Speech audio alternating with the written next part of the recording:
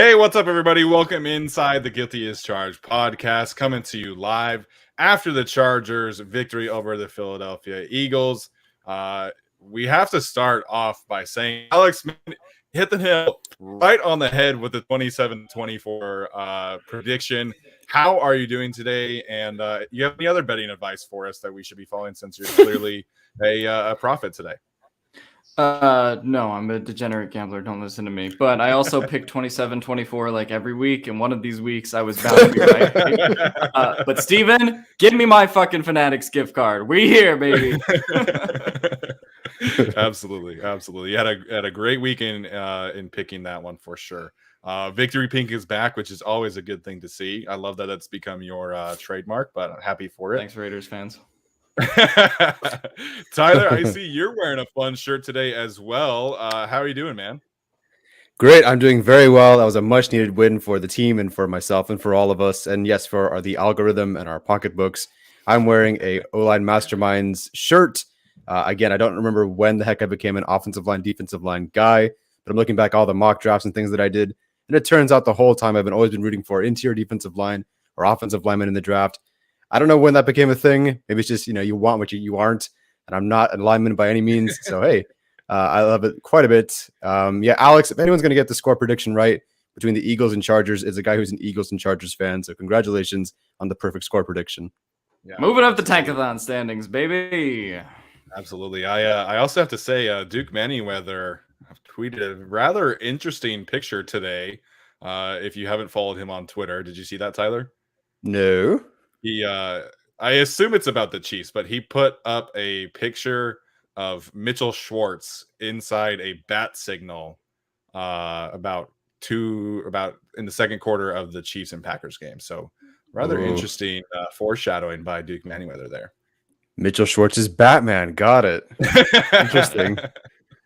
He might as well be, man. I love Mitchell Schwartz. He's probably the same weight as Christian Bale's Batman right now. I don't think that he's he's bulked up yet. No, he definitely is not at football playing weight. I hope he's healthy. If you listen to the Athletic Football Show, you know that he is mentally healthy right now. So I'm excited for him. Anyways, that being said, let's dive right into this game. Obviously, the Chargers get a much needed win over the Philadelphia Eagles. And before we get there, have to mention our sponsor, TickPick, who is the official ticketing partner of the Guilty as Charged podcast. Use the link in our description for those listening. That is tickpick.com/charged for a $10 discount on your first purchase. The season is coming down the final stretches. So if you want to get out to a game, use our code for a $10 discount. All right, that being said, let's dive into this one. Chargers, like I said, bounce back. Big performances from Justin Herbert, big performance from Linval Joseph, big performance from the tight ends. Tyler, we'll start with you. What's your big takeaway from the Chargers' victory today? It's that Justin Herbert's back. I mean, we've been waiting for him for the last couple of weeks, and people will point to different reasons the offense hasn't looked good. But at the end of the day, Justin Herbert just wasn't looking great against New England or against the Ravens. This game, he was incredible. Arjun pointed out to us that his EPA this game was actually higher than his EPA versus Cleveland. Yeah. We thought that was his MVP caliber game where he was, at the top of the list for MVP. Well, this EPA was better. So, the team had 445 yards. They scored on 5 of 7 drives. It should have been 6 for 7 if they kicked that field goal. Herbert was never sacked. He didn't throw an interception.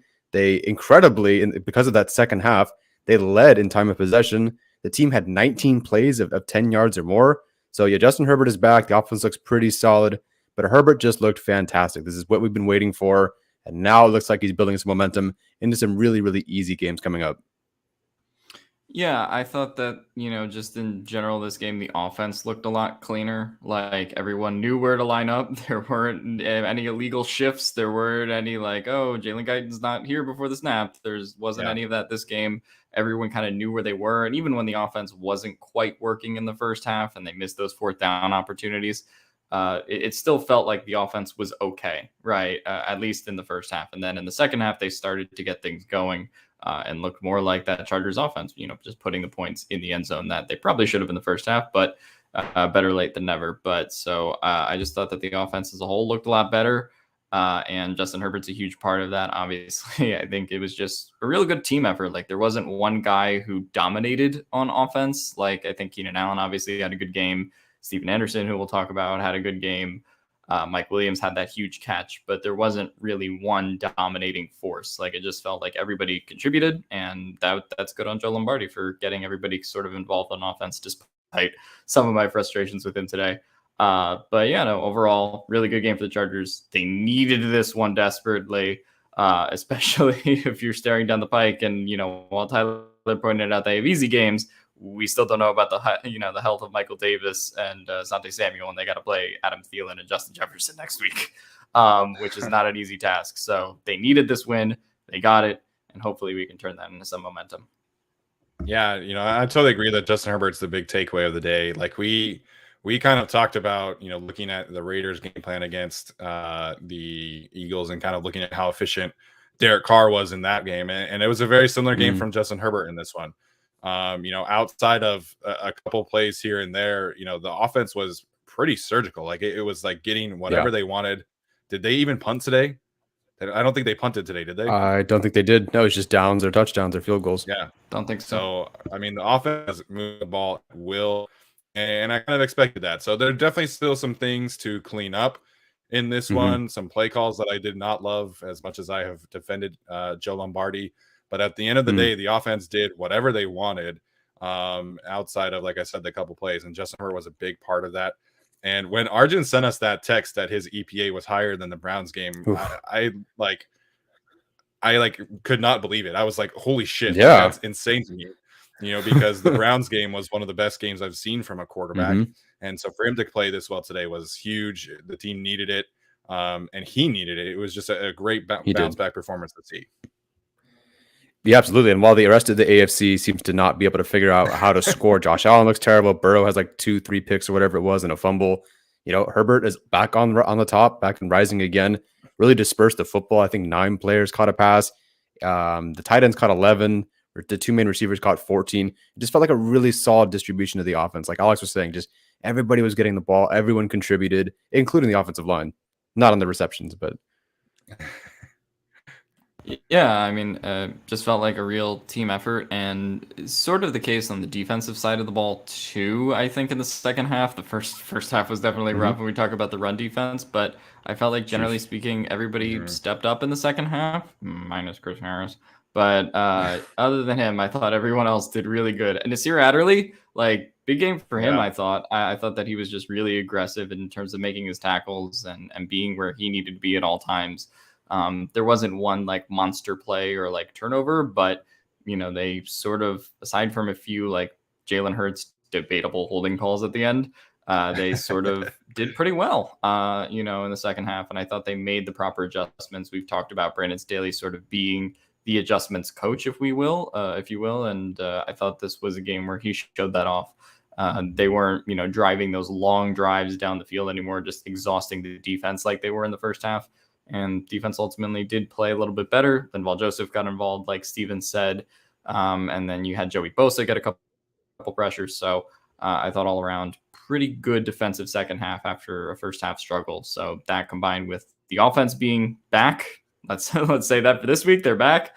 We'll see what happens in the future, but definitely a good effort today. Yeah, we and Joey Bosa in particular mentioned he wanted to rush up against the guards more often. He wanted to be able to get some more help.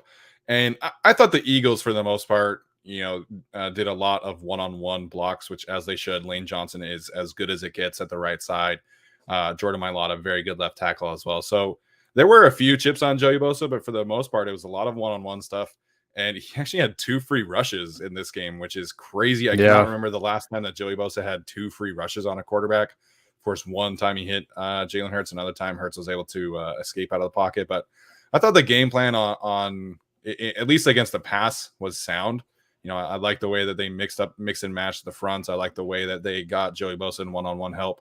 Arjun pointed it out that on Joey Bosa's sack, Kyler Fackrell was on the outside, on the edge, which was really fun to see them kind of introduce another new front like that. So I thought the defense played pretty well for the most part, like Alex said, outside of the run defense and outside of that fucking number 25. I thought Kaiser White had a good day. I thought Nasir Adderley had a good day. I'm interested to see, kind of what the film says in terms of the coverages, but Outside of Devontae Smith, I thought the coverage was pretty good all day. Yeah, no, I can't wait to watch. Every time I see Tavon Campbell get targeted, it seems like, especially towards the sideline, it just seems he's like able to squeeze the receiver to the sideline. The guy, there's always a miss. He's playing really, really well, especially for a guy that was supposedly hurt. What was the injury again? Was it a groin injury? Groin, yeah. Groin. Yeah, so for him to have that and then come out and have a really solid game, that's very, very impressive. Yeah, I thought, I was really concerned about the secondary coming in. At some points it was a problem, but I think having Tavon Campbell and those guys, like they stepped up big time. Even someone like Keeman Hall, like in the guts of the game, coming in after, who was it that went down late in that one? Ryan Smith. Yeah, Ryan Smith goes down. So they were really thin at the secondary, and I think that was a big concern coming into this game. They definitely got burnt a couple times, but in terms of how bad it could have been, like I thought that all those guys pretty much stepped up to the task and were, at least when it came to the second level, pretty decent against the run as well.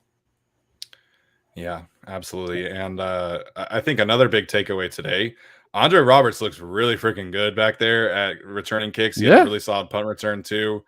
We got a kick return past the 30, folks. It was amazing to watch. I didn't know what to do with myself when Andre Roberts got that good return. He looked really well. Outside of that one where he couldn't corral the ball after it was a short kick. But Andre Roberts had a good day. Dustin Hopkins won the game on a field goal. You had the last play of the game was a kickoff coverage that they looked really well. Trey Marshall blew up whoever was carrying the ball. So special teams outside of the missed PAT was honestly pretty good today. Granted, they didn't the ball. But. Yeah, exactly. Yeah, no, I thought special teams was actually pretty good. I mean, you had everyone kind of contributing. Now, the one thing is they didn't have to do punt coverage, which is something they struggle with. Right. But that they didn't, it's good that they didn't have to punt, obviously.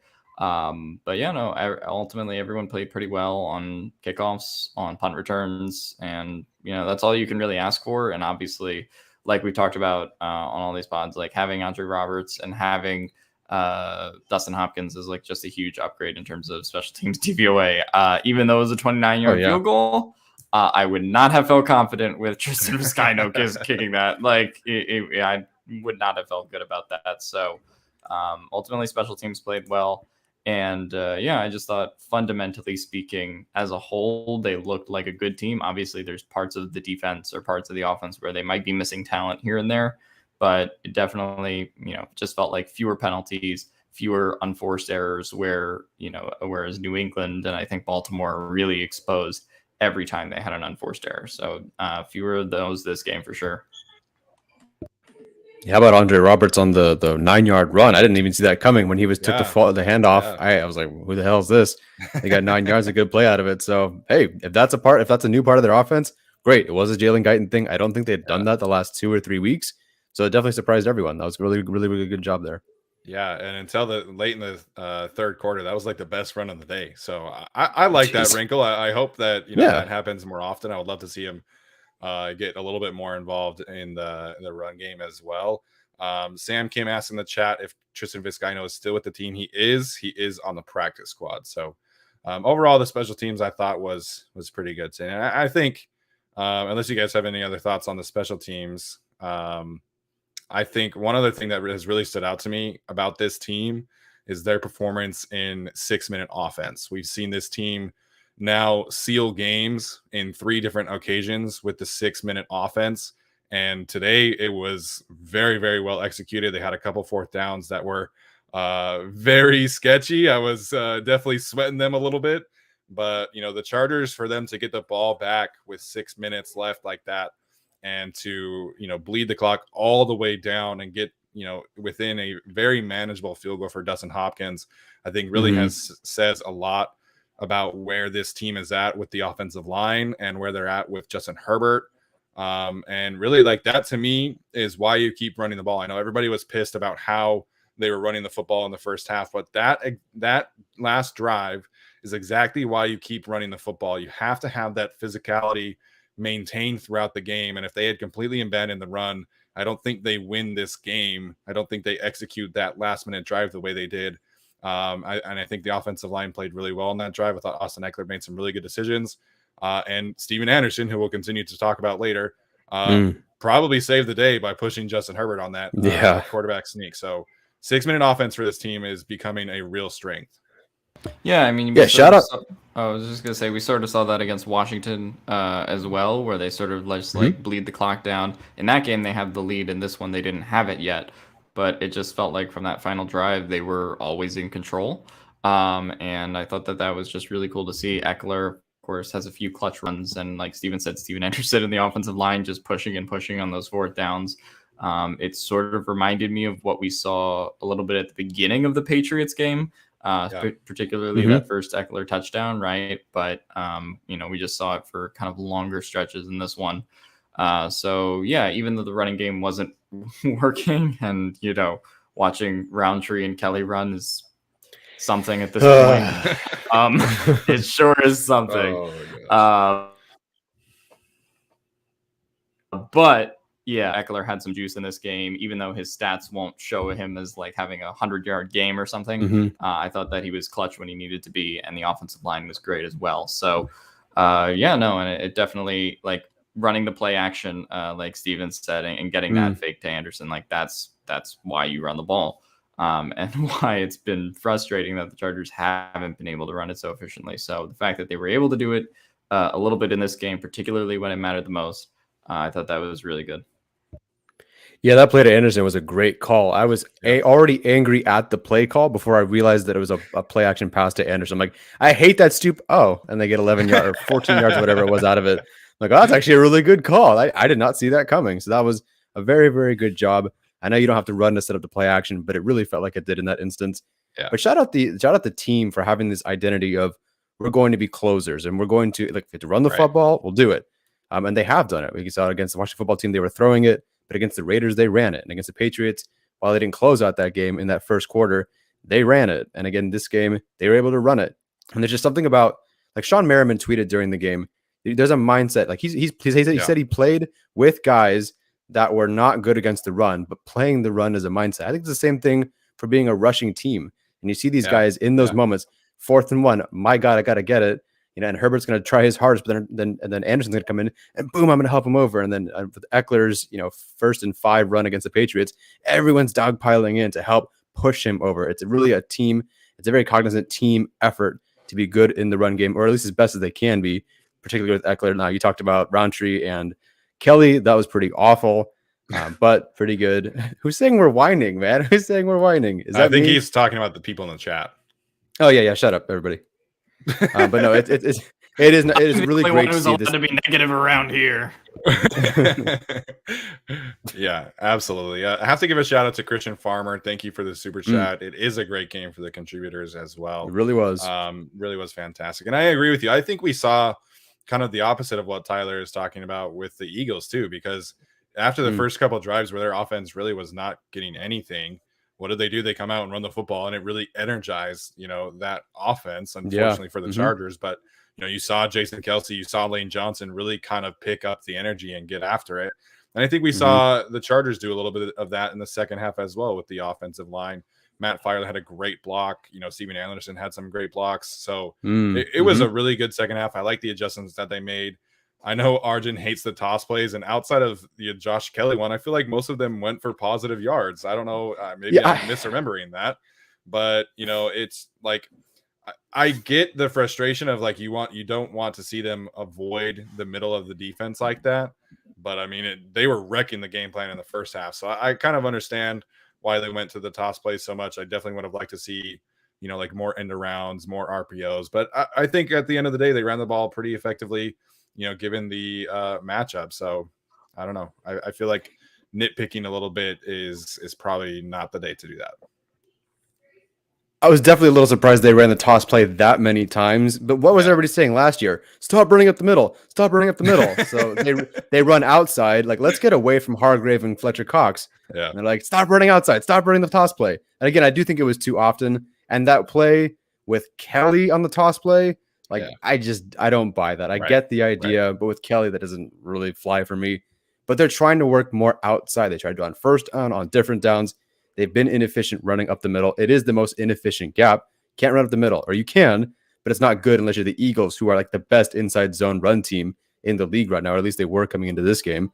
The Chargers are just trying to go outside. So people are criticizing him or criticizing Lombardi. Like, it's kind of nitpicking because I get the intention, but it's just too many times.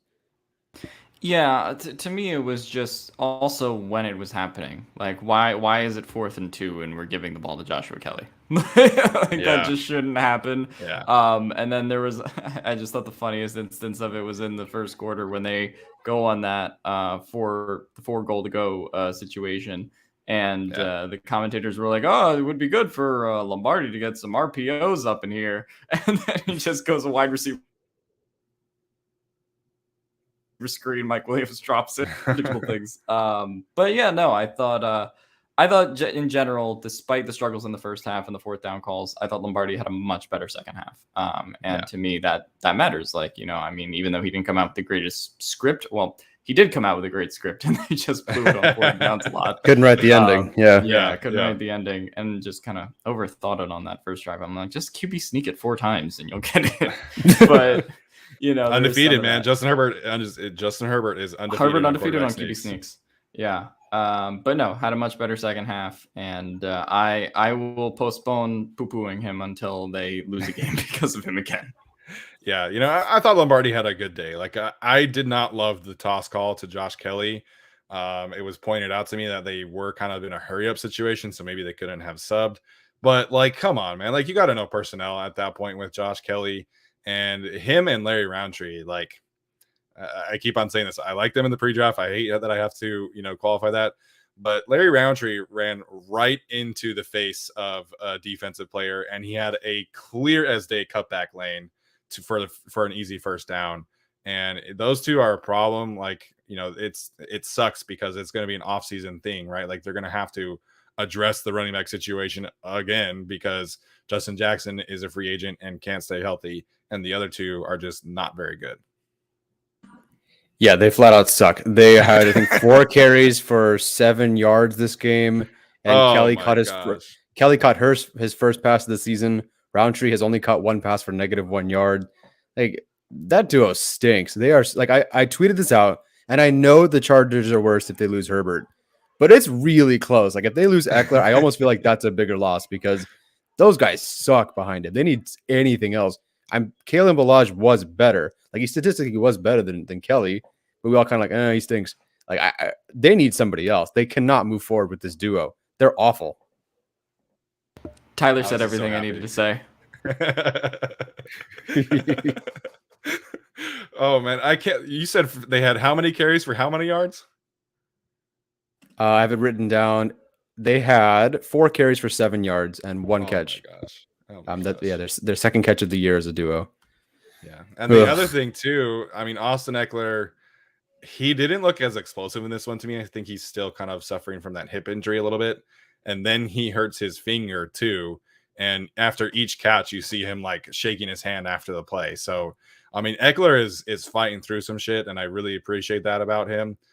He sealed the game today with that great run in the 4th quarter, but he's clearly not 100% healthy, and it's not like the Chargers have any other options. It's like, you just are essentially taking a loss when you're handing the ball to those two. So I one of the things that I thought the Chargers needed to do in this one was move the pocket a little bit more with Justin Herbert, and we saw that. That was a good adjustment in this one, and I think the action of the emphasis on the RPOs really kind of opened some things up for this offense, especially without the presence of a run game, without Austin Eckler in the game. So I thought Joe Lombardi did a really good job play calling in the second half and navigating the lack of a running game in this one. Yeah, I was just going to say, you mentioned the Eckler 4th down runs and all that happened. What the hell was up with the spot that they put the ball at? Like, that was bad. He leaped right over it. Like, the ball clearly crosses, and I get the yellow line isn't final, but like it crossed the yellow line, and they just put it like a yard back, and I'm like, what are you guys doing? So yeah, there were some questionable ref ball moments on both sides actually in this game. Where Linval Joseph should have gotten called and a couple other things, but I thought it was just a weird day all around for the refs, but I just love the intensity of that final drive and finishing the game like we talked about. Why wasn't that reviewed? I was really confused why that play was not reviewed. I believe that it has to be challenged if they're going to review it. Spot on the field. So Staley could have challenged it. Did he, or was that after his last time out? I think it was after his last time out. I think it might have been after his last time out, or it was right before he used his last one. Not sure exactly. I think it was actually after he used all of them. Okay. Well, as Edwin points out, I'm pretty sure Staley could have asked for a measurement too. So anyway, they got the first down, but it was still super annoying for that spot because, like Alex said, you clearly see him, jump and dive past the first down, which was just really bad. All right, guys. Any other major takeaways from this one before we move on? No, not in particular. A lot of good contributors, like someone said in the chat, but not any other big takeaways until I watch the film. Yeah, no big takeaways for me, but just a good game from everyone on offense all around, and just a really well coached game, I thought, too, on both sides of the ball, which I think was needed after Bill Belichick did his Bill Belichick thing last week to rebound against the angry Italian. I thought that was good. The angry Italian. I saw someone ask you about the way that he yells at referees. Is that a weekly occurrence? Yeah, he does that a lot. Good to know. Good to know. All right. So before we get to our studs and duds, want to mention, or I'll let Alex mention our other sponsor, ExpressVPN. Alex, why don't you tell our listeners about them? Yeah, you can go to expressvpn.com/guilty to get free. Well, not free. You still have to pay for it, but you get the free 3-month free trial to use International NFL Game Pass. And you can watch live games and go all around with it. It is really fun. All 22 is there if you want to nerd out like me, Steven, and Tyler do with all 22 every week. So you can watch that.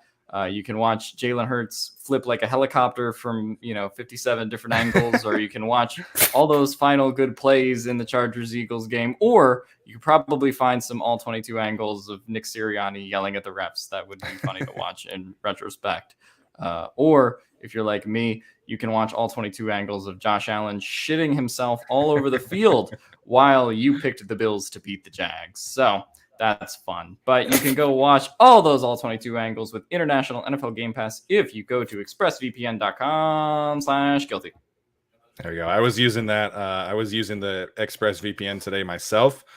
Did not get the Chargers game. So it's a great resource. So much better than illegally streaming. If that's your game, I would highly encourage anyone to do that. So fewer viruses on your computer too.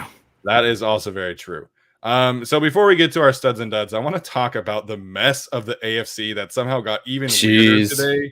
You had Alex just mentioned, the Buffalo Bills laid a complete goose egg in Jacksonville where they scored 6 points against the Jacksonville Jaguars defense. You had the Broncos go into Dallas and completely shut down Dak Prescott on the Cowboys. The Cleveland Browns, absolutely took it to the Cincinnati Bengals after all the Odell mess. So crazy day in the AFC. Alex, I ask you every single week, and I ask Tyler, we always talk about it. What do you make of the AFC right now? I don't know. Like, what is this conference? I mean, I think there are obviously good teams in it. Like we talk about Buffalo. Baltimore gets a win today after it looked like they were sort of going to get a loss to Minnesota. So they come back and win that one. But honestly, I think all of these teams are pretty close together. Like, I really don't think there's an outright front runner. I think in the NFC, you can probably point to 2 or 3 teams that can realistically win that conference. But in the AFC, I think it's wide open. I think you can make a case for the Chargers, the Raiders, or the Chiefs, or the Broncos to win the AFC West. They all have 5 wins now, which is just wild. And then you have, Tennessee and Indianapolis, who are going to get wins and probably make the playoffs because they're going to beat up on Jacksonville and they're going to beat up on Houston. I don't know. Like, other than that, it's weird. We talked about Cincinnati being first place in the division, and now they're last place in the division. With how things have turned out. Pittsburgh's still yet to play. They'll play tomorrow and determine that one way or the other. But I think it's a really tipsy-turvy kind of division, and there's or conference as a whole, and all the divisions are really close. So to me, unlike the NFC, there's just a lot of competition to go around, and that's one of the things where you're more thankful that the Chargers have a more forgiving second half of the schedule than first, for sure. But like Chargers still gonna have to play the Raiders and the Chiefs and the Broncos and get those wins. So like those wins now, like more so than maybe the first part of the year, are going to like completely determine whatever the balance of power in the AFC is come playoff time. But I have no big conclusions to draw other than inconclusive. Like you just gotta, it's like when you get that incomplete test grade on the AFC, and it's been that for like 3 straight weeks. Alex getting all those incomplete test grades on his way to med school. As far as the AFC goes, I don't know what to make of the Broncos trading away Von Miller, basically one of their best players, and then smashing the Cowboys in Dallas 30-16. Doesn't make sense. The Bengals, I feel like it kind of makes sense. Like, you have to be a winner and a consistent winner to remain a consistent winner. For me, it's like they have some great games because they have talent, but they're not really quite there yet. The Ravens find ways to win more of these games. Of course, they lost to the Bengals. So what do I know? The Raiders went out and had a real crap day against the Giants today. And the Giants were awful. Like they were a terrible football team today. Some good defense, but Daniel Jones is terrible. And they still won. Like that was really bad. The Bills not beating the Jaguars, only scoring 6 points, is incredible and impossible. The Chiefs have only scored 36 points the last 3 weeks combined, which is usually a weekly occurrence for them, but only 12 points a game the last 3 games. That's not good. So I do know the Chargers I do believe the Chargers will win the AFC West. I think at this point, I don't know. I don't buy the Broncos. I think that the Cowboys, I think it was just a rough day at the office. Plus Dak just returned. So I think that could change if they played 3 weeks down the line. But I just don't really, the AFC, I don't know. I mean, the Steelers, I think we'll know more about them tomorrow. The Patriots, I think, are very sneaky right now. And if they play the Chargers in the postseason, I think I'd still feel okay, but I'd also feel pretty scared because we just saw them lose to the Patriots. So I don't know. I need 5 more weeks to tell you about the AFC because it's a big shrug emoji right now. Lamar Jackson would have never allowed Urban Meyer to get his first win on U.S. soil. Oh my gosh. Great point. Yeah, it was a hot mess today. The Titans are playing the Rams, of course, tonight. Of course, without Derrick Henry, so that's going to be another mess. So I assume that the Titans will lose this one, and then the Baltimore Ravens will be first place in the conference, and the Chargers are right there in third place. Tied for third place with the Buffalo Bills and the Raiders. Of course, having tiebreakers with the Raiders. So it was a weird day in the NFL, and I thought it was going to bite the Chargers too.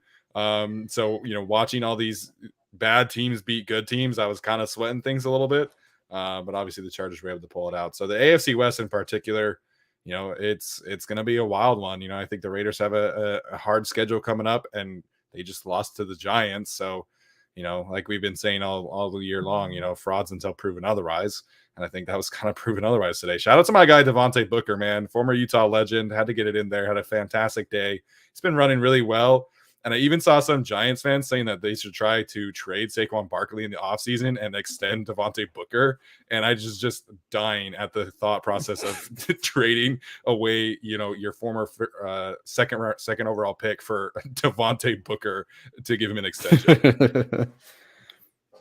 Well, he's played well. Like I watched him. He played really well. He's part of the reason they won that game, and a big part of the reason they won that game. So I disagree with the idea of trading away Barkley, but I kind of also get it. Because Booker's played pretty well.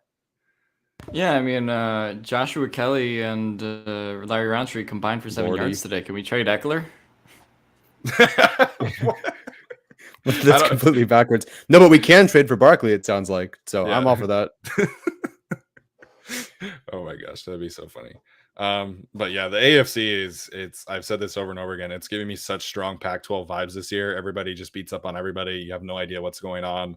I've been assuming that the Buffalo Bills have been the best team in the conference for a few weeks, and then they lost to the Jaguars. So we don't know anything anymore, and that's completely fine. And we do have a super chat question from Curtis Davis. wants to know if we'll mention Desean Jackson to the Raiders, which is official. He posted on Instagram himself. I don't think the details of the deal have been released, but I would assume it's just like a 1-year deal for the Raiders, and they needed to make a move, and they didn't really have anybody. Like Dylan Stoner, I think, was their wide receiver 3 today. So, Desean Jackson to the Raiders, I think, is an interesting one. What do you guys think? I mean, I think they needed to do it, but you're still replacing Henry Ruggs with a 34-year-old Desean Jackson. So, on that level, that's hard.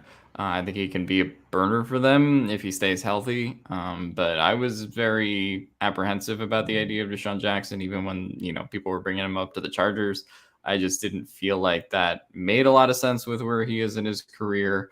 But to me, it can't hurt to try it. And if he gets hurt while you try it, it's a pretty low risk move at the end of the day. But I don't see him being able to replace Ruggs in a significant way. Yeah, no, worth a shot. I'm glad he's not elsewhere. I think going to the Raiders to enjoy the dumpster fire with them is just fine. It did look like they were missing Henry Ruggs today, but the difference between just having two guys with maybe they have equal speed, I don't know, but the difference between having guys with equal speed and also having a guy who's built into your game plan and how to use and you have chemistry with, that's what they have with Henry Ruggs. They built him right into that game plan. Big part of the play action shots that Gruden had. Gruden's no longer there. So can they get Jackson up to speed? Can they get him to be part of their offense? Yeah, he's fast like Ruggs, but can he be involved? And can he stay healthy? I really, really don't know. So glad he's there. Glad he's not with the Chiefs, for example, who could maybe use some help. So that's fine by me, honestly. Yeah, I mean, the other difference between just being built into the game plan is that Henry Ruggs is 22, and that Desean Jackson's 34. That's the major difference between them two. Yeah, that's going to be a really interesting dynamic because I think, obviously Ruggs was kind of emerging as their number one receiver, and that's definitely not Desean Jackson. So going to be an interesting thing to see how Derek Carr kind of combats that. If we see him kind of revert to the check down Charlie, or if he's able to kind of keep playing at the efficient level he was. So Raiders in kind of a mess. I was just going to say, if Desean Jackson does stay healthy, for the love of God, I do not need to see Chris Harris on him. Whatever you do, whenever the next time the Chargers play the Raiders, just get Chris Harris on. Yes, absolutely.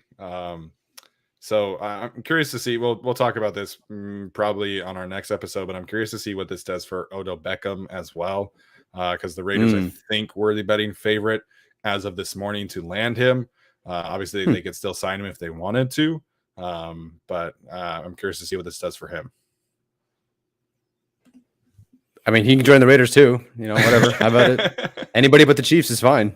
Yes. I mean, they honestly, right, like we were just talking about it, like Desean Jackson, like he's not a wide receiver 1, right? So you still do kind of need somebody to be a wide receiver 1, so I wouldn't be surprised if they double dipped. And the Raiders have always been about making flashy moves, some of them that pan out, some of them that don't pan out. Most famously like the summer of Antonio Brown, right? Yeah. So I don't think that this takes them out of the Odell sweepstakes. Sure. Absolutely. All right, let's get into our studs and duds. Really excited about this one. Alex already spoiled his on Twitter. How dare you? But I will let you talk here and now, about Steven Anderson and the wonderful day that he had for the Chargers today. Yeah, friend of the show, Steven Anderson, getting the GAC bump. I thought he was really good today, just involved on every play. He was there to make a crucial block. I was just kind of tweeting during the game, like every time he made a block for someone like in front of him. And I probably tweeted like 3 times about it. And then he's there pushing Eckler, pushing Herbert or whoever it is over the pile, right? And picking up those crucial downs. So I thought, he was also really fundamentally sound on special teams. And like to me, he was the best tight end on the field today, but kind of by far. Jared Cook was fine. Donald Parham was, good. But to me, he really showed something that I don't think we saw from him before in all facets of the game. This was a really kind of career day for him. So I thought that, his effort was just really nice to see out there, especially because they sort of have been in flux with the tight ends. Obviously, you have good weeks from Jared Cook. You have bad weeks from Jared Cook. you have, good weeks from Donald Parham, and then you have weeks where he might not be being used as much. So to have Steven Anderson potentially going forward as this, like, maybe not a tight end one, but just this presence over the offense where, he's in on the crucial blocking plays and he's in whenever they need a, guy to get open. Like, I think that that's a really good thing for the offense. So he showed that off in this game. So I think Steven Anderson, I mean, if people pointed out in the chat, like, we were talking about Gabe Neighbors last year, like, the whole time, and Steven Anderson basically took Gabe Neighbors' job, and he basically has taken like a large share of the tight end roles, and so, like, for him to be doing all of that at the same time is pretty crazy, and to be doing it well. So he's definitely my stud of the game.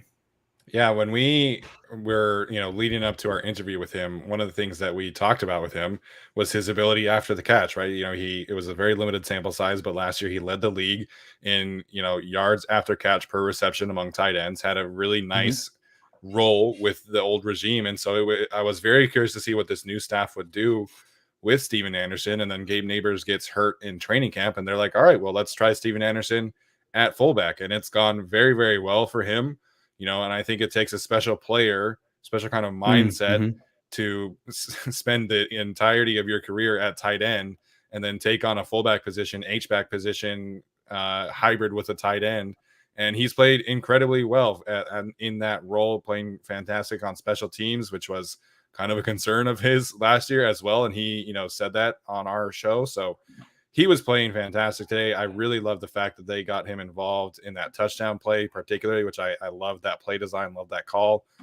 So I think Steven Anderson absolutely deserves some flowers today. Yeah, no, that's a good call. We had so many doubts of what he could do as a blocker or special teams, and he just came out and changed everything. He pushed McKitty, to fourth string basically, and it was as early as training camp. You could tell, like, hey, Anderson's involved in the backfield as a fullback. Yes. Like, I didn't expect that. And he's doing all these different things. And you see him kind of have the same-ish role every week. They always try to do this more like delayed sort of screen to him, maybe one slide route, some good blocking. But them getting him involved today was really great to see.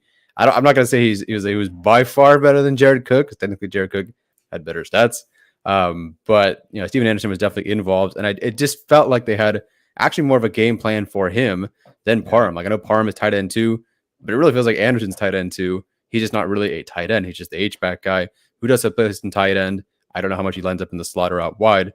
But it seems like a really good plan for him. So yeah, really good game from really all the tight ends. My game ball guy is going to go to, unless you want to take this guy, Steven. I think I know who you want. Yeah. Are you sure? Yeah, you go. All right. So I'll go with Linval Joseph on this one, man. And I think that was a pretty easy one. He's quite like, I don't think nose tackles, they have a Pro Bowl or All-Pro designation for nose tackles.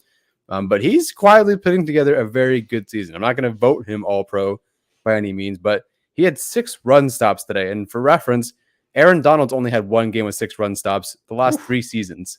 Okay? So, like, that's how good of a game it was. 6 run stops today. I think he could have honestly had bigger stats if not for some holding calls. I think he was just fantastic today. He's been putting together. It might be a career year again at this late in his age. I hope this doesn't deter them from taking interior defensive line in the draft, because you need other defensive tackles as well. And I hope they take another nose tackle, because I don't know if the guys behind them are quite up to the task. But he had a fantastic game today. He really looked like if the run call was dead, it was because of Linval Joseph. And it seemed like if it wasn't, because he wasn't involved. He was felt like he was the only guy who was out there really playing the run at a very high level. And he was fantastic today. Kudos to him. He's been a leader for this team. He doesn't walk out as one of the captains. Is he captain on the team? Oh, he does. Yeah. Okay. Yes, the team clearly respects him, and he's owned up to that. Like, if anyone's going to stop the run, it's him. So, yeah, Linval Joseph is my game ball for sure. Yeah, absolutely. I think, the film had been showing me a very disruptive player. And I said as much this week that, I thought Kaiser White has been playing fantastic, and Linval Joseph is right there with him. In terms of defensive players, those are 1 and 2, in my opinion, that I want back. Linval has been a stud. A nose tackle getting 6 run stops in a game is honestly kind of outrageous.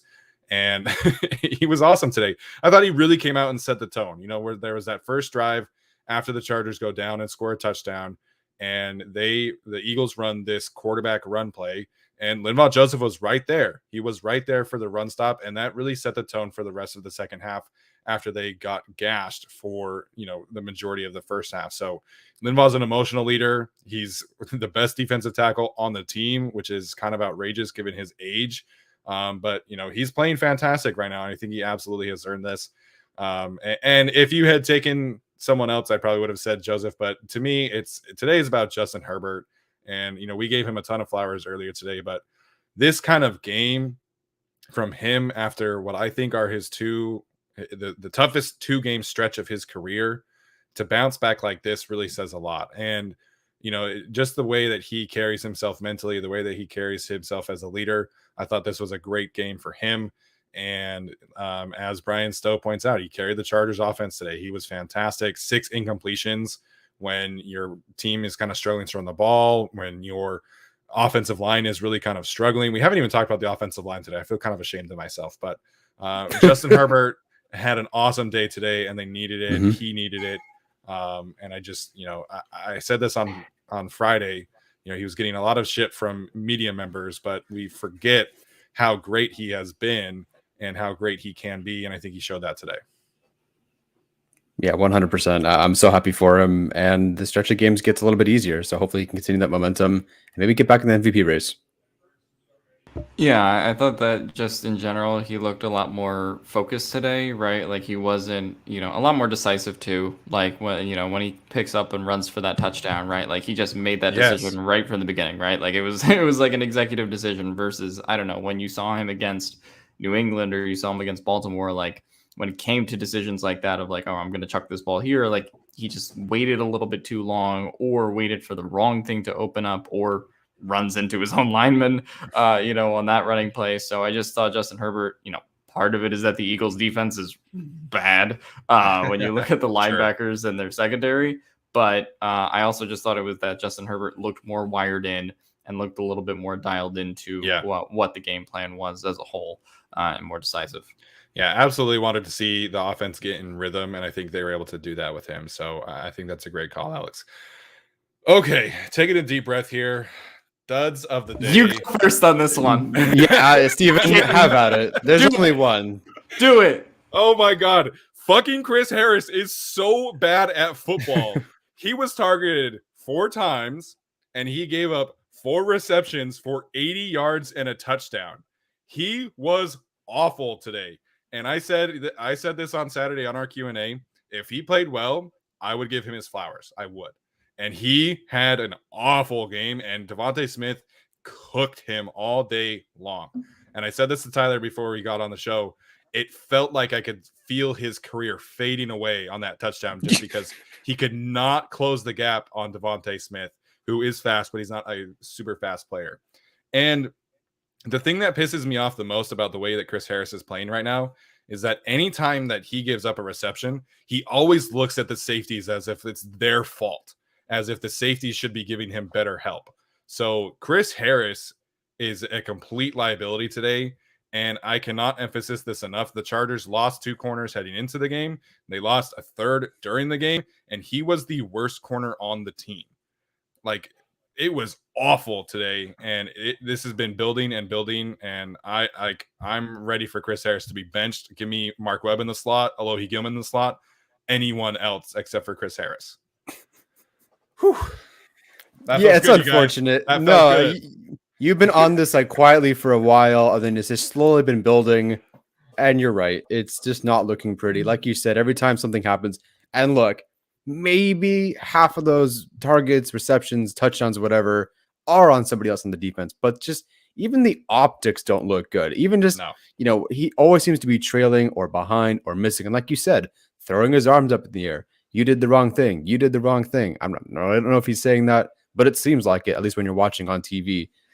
It's not good. Jalen Hurts only completed attempted, I think, 17 passes today, and 4 of them were targets at Chris Harris. I'm sure another like 3 or 4 were just screen passes. So, I mean, they had Ryan Smith on the field, and they were like, let's target Chris Harris Jr. It just was not a good game. Like, Ryan Smith can't even make the Buccaneers, and the Buccaneers have terrible corners right now. And he plays special teams, and they're like, I don't know, let's look off to Chris Harris Jr. I mean, Jalen Hurts went out of his... Yes, I think like it was no. Go for it, Steven. This is your thing. Bad. You know it's bad when the special teams corners, Keemon Hall and Ryan Smith, come in the game, and you do not target them. You target arguably the best slot corner of all time. Like that, I think is a fair assessment. But he's cooked. He's cooked, man, and it's just a really bad spot for them right now. Next week he gets to play Justin Jefferson and Adam Thielen, so that's gonna be fun. Is there even another dud? Like, really? Like,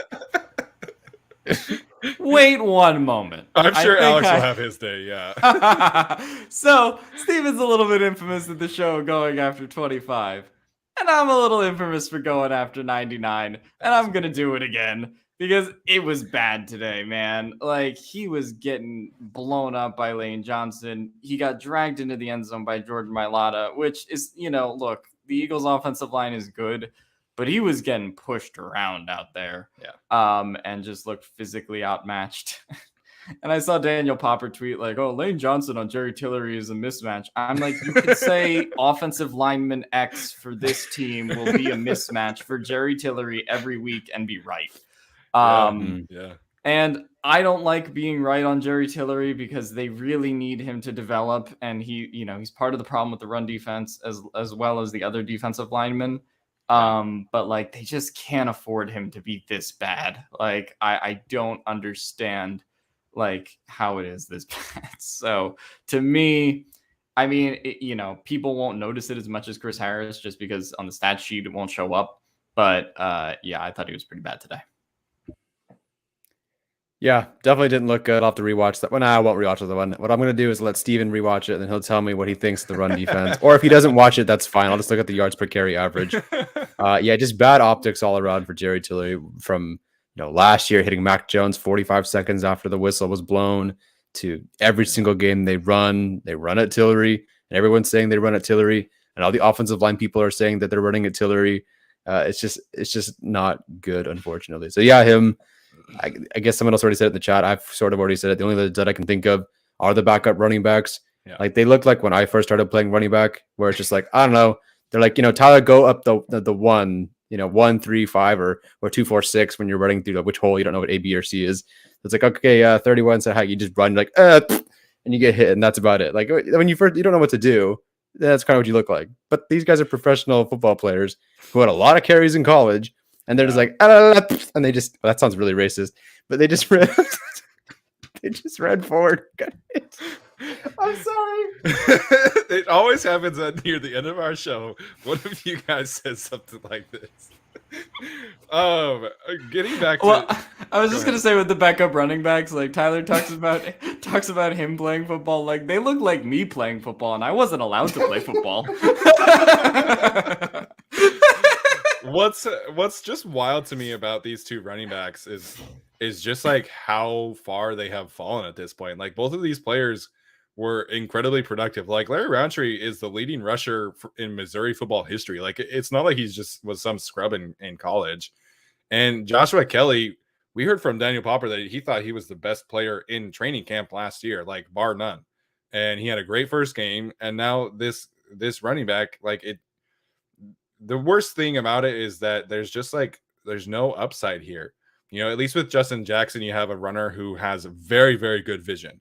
Like, he's not the same athlete he once was. He cannot stay healthy, but he has great vision. And we saw that, on his 75-yard run. Tillery, Joshua Kelly and Larry Roundtree, like, there's no vision there. And then there's just no juice. Like, that play, right? The toss play call on the 4th down, like I said, it wasn't great. I don't love the usage of personnel, but there was a clear cutback lane. Like, he clearly could have seen that and gotten a first down. He had blockers out there, and he ran right into the blockers. He has no vision right now, and that's the worst possible trait to not have, in my opinion, among running backs. Yeah, I think my concern, we talked about, really both of them coming out of the draft was just like, there's not a lot of speed. And if at the NFL their vision doesn't adapt, then that's going to be a problem. And you don't need like a running back who's going to run a 4.4 or 4.5 like all the time.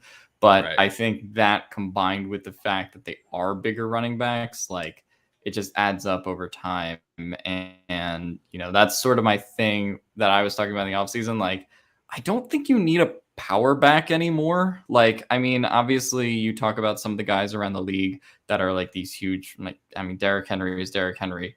Like, he just is this hulking massive guy. But like, to me, like, situational football, I guess, has just changed so much where I don't think you need this like big lumbering back. Like, I mean, I'm not going to say his name, but Khalil Herbert. Like, that could have been useful for this team in replacing Justin Jackson and moving forward with RB2. So, I think that going forward, I'm curious to see how they look at running back talent going forward.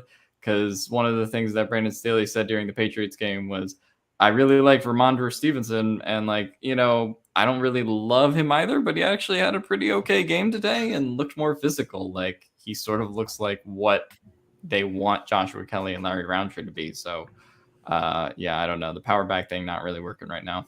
Yeah, they clearly want that to be a part of the game plan. I think they're kind of leaning towards more of the outside zone toss, part of the game plan, RPOs. So, going forward, I'm interested to see if they look more at that kind of running back, because when you look at the Niners and their staple of running backs, like Trey Sermon is as big physical as it gets, and he's a very productive outside runner with some wiggle. So I'm curious to see how that one pans out. At this point, if you're trying to have a physical runner, just bring up Darius Bradwell. Like, at least he is big and powerful. Like, you're hoping that Larry Roundtree and Joshua Kelly can bring that. Just bring up Darius Bradwell at this point. I'm just kind of over the whole other experience. I'm fine with that. Yeah, it was really fun in the preseason where Roundtree had 2 runs off of really excellent offensive line play, and everyone's like, "Oh my God, he's good." I'm like, I just want to see a couple more runs, like 3 more runs maybe, then I'll believe it. And everyone's like, "No, Roundtree's great." I'm like, all right, here we are. Preseason's a hell of a drug.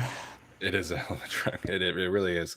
All right, so we'll wrap this up in a little bit, but we will take some time for questions. I've seen a couple that I wanted to shout out. So if you have a question, please type it in the chat now, and we'll get to them. Before we get to the questions, though, I do want to give a shout out to Joey Bosa. We have been kind of waiting for him to get an opportunity to be singled up a little bit more, and he had a really solid day today. That bull rush against Mr. Driscoll, the right guard, was like truly something else. Like, it's bad when you get blocked into the quarterback and get a sack. So I thought Joey Bosa had a fantastic day today. Yeah, him and Jack Driscoll were a great pass rushing duo. I'm curious to hear the pressure numbers from the Eagles, so I'm excited to see that tomorrow. Well, we sort of know. Yeah, I would assume they were great. Well, it's I meant from like the Eagles, like the ones that the Eagles gave up. Oh, the ones they gave up. Yeah, gotcha. Yeah. Mm-hmm. Okay, so we'll get some questions. Tyler, you have to leave soon. Yeah, dinner awaits in a bit, so yeah, it's time to go after an hour. So Alex and I will stay on and take some questions. Tyler, final thoughts of the day before you head out. Thank goodness I went on 2 Philly podcasts and they were great, but they all thought that the Eagles were like, hey, the Eagles were going to win. Everyone's like, we need this game. Here we go. We beat the Lions. And I'm like, well, I don't know. But this game was a lot closer than I thought it was going to be. Alex obviously got it right, but the injuries, some injuries played a part in that. But the Chargers are atop the AFC West. I do think they'll remain there until the Broncos pretend like they're an actual team, but for more than one game. So we'll see. But, great to be back on top. Herbert looks good. The offense looks pretty solid. The record looks good. The schedule looks good. Storm Norton didn't allow any pressures this game. Just want to point that out to finish the show. Thanks to my offensive line mastermind, shared strike, leverage, drive, finish. I'm pretty sure that's why it happened. So congratulations to on Norton for only allowing 0 pressures and actually being better than Slater technically in that category for the first time. I just thought it was funny that you went on all these Philly podcasts and they were like, yeah, we want to have this game. And meanwhile, the one Philly fan on the show was like, no, I want them to tank like 3 weeks ago. Cool. But yeah, Tyler, we'll appreciate your time today. And Alex and I will finish this up. So have a good Okay, I'm going to not hit end broadcast this time. I'm just going to leave. Bye. Bye. I can do it. No, I'm glad that he brought up the offensive line. Joshua Nichols and Nick Semerikov, I hope I said that right. Pointed out they played really well today, man. And I said this. I thought that this was a game that Storm Norton would play pretty well. Of course, that was aided by Josh Sweat leaving the game early. But the offense handled their business for the most part. Just not great efficiency in the run game. Fletcher Cox and Javon Hargrave were quite the wrecking force up the middle today. Yeah, I mean, even though they didn't get any sacks on Justin Herbert, like I just felt like that was one of the reasons the Chargers never really got the run game going. Is like they were getting blown up pretty good. There was one play where Fletcher Cox kind of put Storm Norton in a blender, from what I remember on a run play. But it was just, I mean, and it's good that the pass rush wasn't that great this game. Obviously, aided by Josh Sweat, like you said. But in general, I thought the offensive line played well, which gives you some hope going into next week. Obviously, the Vikings don't have Danielle Hunter right now, so that's something you could kind of take advantage of.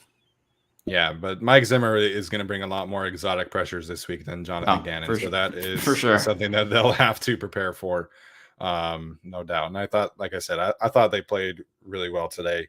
Rogue Tiefling said praise up for Michael Davis and Asante Samuel Jr. this week. I assume that Asante will be back next week. Concussions typically aren't 2-week injuries. We've seen them be a little bit more careful with Michael Davis, so he might miss. But I think Asante will play next week. Yeah, I mean, that one's tough because didn't Joey Bosa miss like a few weeks last week with a concussion? That's true. I think he missed like 3-4 weeks. And that was like the whole thing where he was locked in his room, and that was really tough. But so concussions are kind of unpredictable. So if I had to guess, I think that Asante will play. Not Chris Harris. Michael Davis is the hamstring, so that's just tough to gauge whether that will be a thing or not. So that injury takes time. So I hope both of them are back because they're in trouble with this current secondary group against Thielen and Jefferson, man. Yeah. Jay Blue asked about Mark Webb. I saw him a few times. I'm guessing that his snap count is probably in like the 5 to 6 range. I didn't see him a whole lot. Didn't see Trey Marshall a whole lot, even after he got injured on the opening kickoff, which I thought was very fitting for the secondary today. But it was a lot of nickel defense. I don't think we saw a ton of dime today. So I did not see much of Mark Webb or Trey Marshall today. Yeah, I didn't see a ton of them either.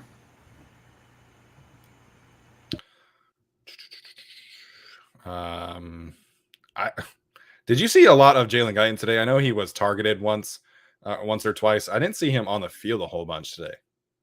I saw him a lot. There was also a couple plays where he was a good blocker, actually. That should be pointed out. But I'm not sure if Joshua Palmer overtook him, but I thought their snap counts were a little more even this game for sure. I'd actually be curious whenever Daniel Popper tweets the final snap counts tomorrow, what they were. But I saw him on the field a considerable amount, I thought. Okay. It definitely felt more even for sure. Skylar Hobson has a super chat. Excuse me. Super chat question for us. Do you think Trey McKitty gets more snaps going forward? He looks good in the run blocking. I mean, I think he looked good, but it's also like, who are you taking off the field, right? Because Steven Anderson looked really good as a run blocker. Donald Parham has looked pretty good as a run blocker on occasion. Jared Cook's not really a blocker, but you're not taking Jared Cook snaps away because he's also probably still the most reliable pass catcher out of this group. Yeah. So I think it's just good that he's getting on the field, right? I mean, obviously he was a healthy scratch for so many of those weeks, and I think you should just keep him in his role for now, allow him to continue to grow. And obviously injuries happen over the course of a season, and if something happens to Steven Anderson, if something happens to another tight end, I think Trey McKitty has shown that he can kind of step up in that role. But I don't know if you need to draw up more for him just because you already have the other 3 tight ends that are really good. Yeah, I think he's in that similar vein of Chris Rumph, right? You give him 5 to 10 snaps a game, give him some blocking snaps, give him a couple of routes here and there. But like Alex is saying, I think Donald Parham has developed so well as a blocker on the inline that there's not a ton of snaps there for Trey McKitty. And Steven Anderson is kind of that H-back, fullback tight end hybrid. So they're slowly working in Trey McKitty. I think that he has played well in the limited snaps. But unless there's an injury, I don't think that they're really is a path forward for like a featured role for him. And Jared Cook, I gave him a lot of shit this week as well. But I thought he played pretty good. He had the 1 2-point conversion, had a couple good plays on the outside too. I'm curious to see the snap count there, but I thought he played well today. Yeah, I also just got to give a shout out to Donald Parham when he walked into the end zone for that touchdown. That's half stiff arm, half juke on Darius Slay. That was badass. I loved watching. Yeah, Donald's very good after the catch. It's so surprising to me every single time he catches the ball, right? Like a 6'8" man should not be moving the way that he does after the catch, but it's just insane. I'm really confident in his ability next year to take on a even bigger role. So he's developed rather nicely. Definitely someone that I want to see back on the team next year. Yeah, that dude could be like an NBA stretch 4. Like if he wanted to. Like if he developed that in college instead of playing football, like man, that dude could have been nice. But yeah, no, he's just super athletic and fun to watch. Yeah, and that jump ball, that, as Brian points out, that jump ball was a fantastic catch from him as well. That was late in the second quarter, right? I think so. Yeah, so he had a fantastic day too. Let's see. There was another question that I saw today. We talked a little bit about the play calling today, but do you think, in terms of Joe Lombardi opening it up, what do you think there in terms of the deep shots today? Well, I guess I don't know. I don't know if he opened it up. I thought that the deep shots, sort of like in Tyler's and Arjun's breakdown, like the deep shots had been there. Like they just hadn't been taking them for various reasons. Either A, because Herbert was a little bit off. B, the receivers weren't getting quite as much separation. And D, they were playing really good defenses, right? When we talk about New England and we talk about Baltimore, at least in terms of them being fundamentally sound. I thought they got more deep shots to take, right? Like obviously you're playing the Eagles, but I think that also gives them a little bit more confidence. Like I think Mike Williams needed that catch, like especially after the last few weeks. So that definitely builds a little bit of momentum. I thought Lombardi definitely opened it up a bit in the second half, particularly in this game, because I thought in the first half he was still doing a little bit of that feeling out sort of deal. But then, I think after the 4th and goals and the jet sweeps that were, a little bit weird, he got sort of definitely opened the playbook a little bit more and showed off sort of the players that they wanted to show off, right? Including Mike Williams, including Steven Anderson, including Keenan Allen, right? And I thought that first drive of the third quarter was really important too, because that they were just going Keenan Allen right away, and they were just making no bones about what they were going to do, right? So I thought that was good. Yeah, I absolutely love that deep ball to Mike Williams because it was right after the defense came up with a big stop. You go for that kill shot. Thought it would really set the tone for the rest of the half. And I don't think he opened up the playbook more. I think the playbook has been open. I think the Chargers have just been a little off on executing those plays the previous week. The playbook has been open. The players might not be as open. Yeah, absolutely. So it was a great I thought it was a great play call there. I thought they had a couple deep balls. Like I said, the Donald Parham one was, 20 yards. Keenan Allen had a couple 18-yard gains. So I thought the play calling today was very good. And I love that play call to Mike Williams in particular. Yeah. This comes from Mario 2S Smooth, Mario 2 Smooth. God, I'm so stupid reading. What do y'all feel about picking up OBJ? Yeah, I think this is a good one to end it, because I think there's a lot of talk right now about, the Chargers signing Odell Beckham. Mina Kimes mentioned that it was perfect. Dan Orlovsky has not stopped talking about it. A lot of media members think that the Chargers should, sign him. So I'm not opposed to it, right? Like I think Odell Beckham is a very talented player. Watching that video that his dad posted on Instagram made you realize that he still has it. It just really wasn't working in Cleveland. I just can't see Tom Telesco making that move. He's been so risk averse in terms of, the culture of the locker room. And it just doesn't really feel like Odell really fits in this locker room. We've seen him be a lot more of a me player versus a we player. And I just don't think I can't see Tom Telesco making that move at this point. All the talent aside, I just don't think he's a fit for the locker room.